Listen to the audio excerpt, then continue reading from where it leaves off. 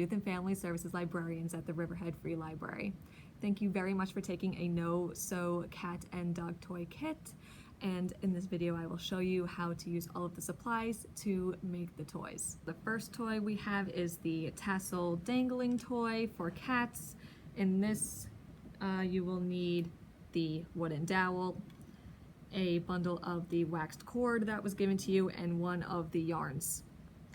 Okay, so to start off with making the tassel, you will hold it between your thumb and index finger, the end of the yarn bundle. You'll wrap around pretty loosely at first, have some extra hanging, thick enough to the point of where it will be similar to making a pom-pom. So you'll keep going for a while around your hand to create the as big as you want. Now that the hoop is thick enough where I am happy with it, I had snipped the end to separate it from the bundle. To make the top of the tassel, the little loop, you will take an end and cut it off just to kind of gauge it, see, all right, if this is what you're happy with.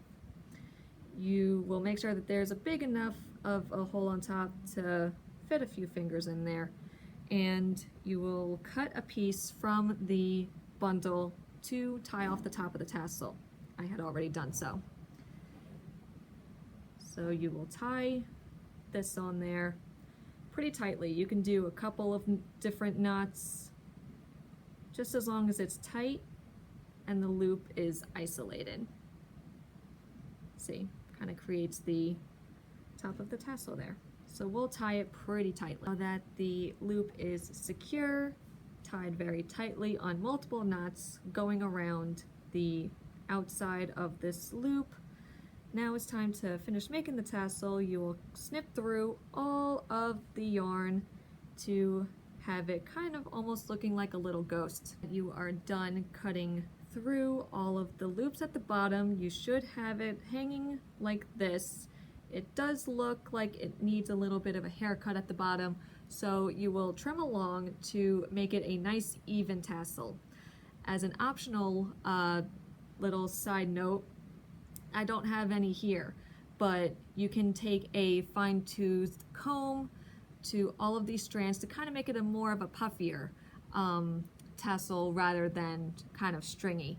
So totally up to you. Either way, the tassel itself will cause the prey drive in cats to be activated and will chase them. So we will finish up with giving our cousin It look-alike here a little haircut. Now that your tassel is all nice and even on the bottom, looking like a proper tassel, you will take the waxed cording in either a gray, a yellow, or a rust red color, and you will put the end through the top loop of your tassel.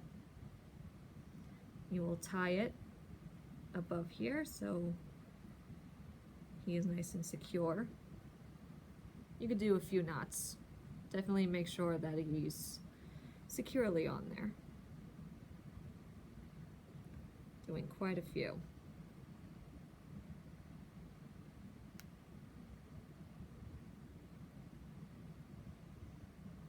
Let me snip the end off.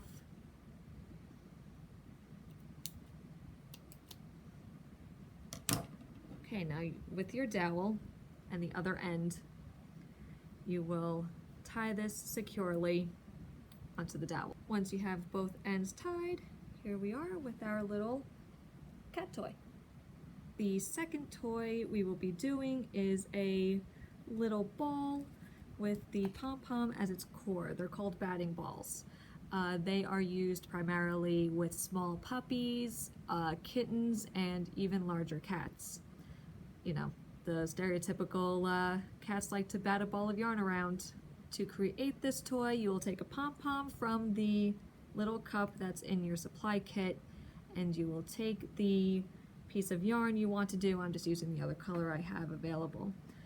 Make it a little more of a contrast to see what I'm doing. You will wrap it around the pom-pom. Can be a little difficult at first given that it's a round item that you're trying to wrap it around. But once you do get it there, you'll tie it secure. It's a little difficult. Maybe a little off-centered at first, but you can always move it once you have it. I'm just going to, again, knot it a few times. Now that it's knotted, you don't have to worry about the end. You'll tuck it in and you'll wrap the yarn around. Try to make it as even as possible. You're going to be making a ball out of it. So you'll just keep wrapping along until your ball is fully formed. When you are happy with the size of the ball that you have, I made a decent sized one and I'm still going. You can certainly use up the entire ball if you would like, even of the other yarns that you have in your kit, or even make multiple smaller ones. Totally up to you. You know, it's your own creativity at this point. So you will take the end, kind of leave a little bit of room here. Hold your ball tightly so it doesn't start unraveling. When you snip through, you will take a piece and try to go underneath one of the pieces that's laying flat there. You're going to want to try to tie a knot around it. Come on. Okay, so we have it underneath a piece there. Going to try again, because you want to make a loop. You want to leave a little bit of that loop available. It's a little bit hard to tuck it under. If you have a sewing needle with a large eye, you can certainly thread the yarn in there. So with the loop that is left there, see him? You will take the end, put it through that loop. And pull. I see you have a knot and a little bit of a hanging piece here.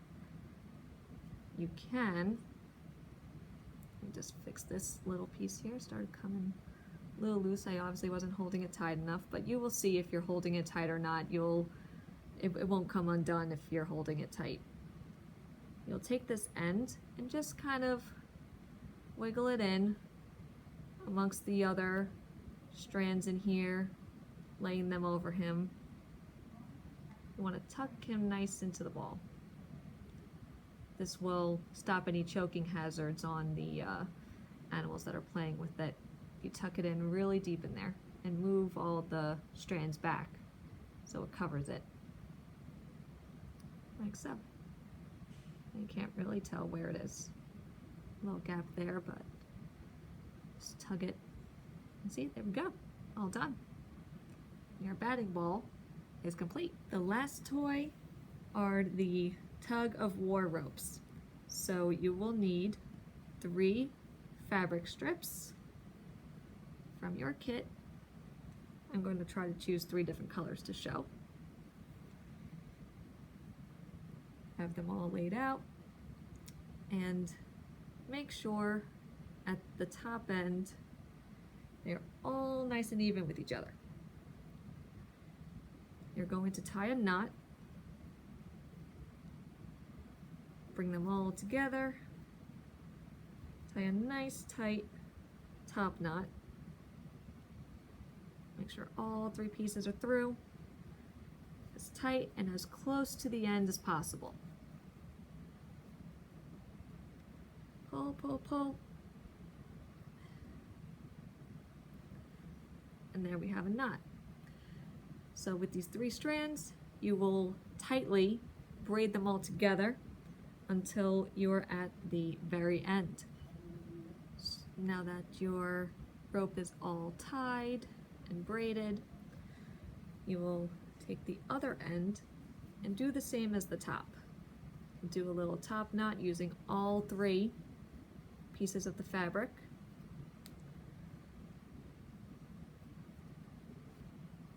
Make sure they're all through. one of the fabric pieces of mine is shorter than the other, so just gotta make sure he gets in there. Pull, pull, pull, pull, pull. There we go, that's tight enough. And here we are, our tug of war rope. So there you have it. We have made a rope, a batting ball, and a tassel dangler. Thank you again very much for taking a no-sew cat and dog toy supply kit. We really appreciate it, and I'm sure the animals in the shelter really will as well. Thank you.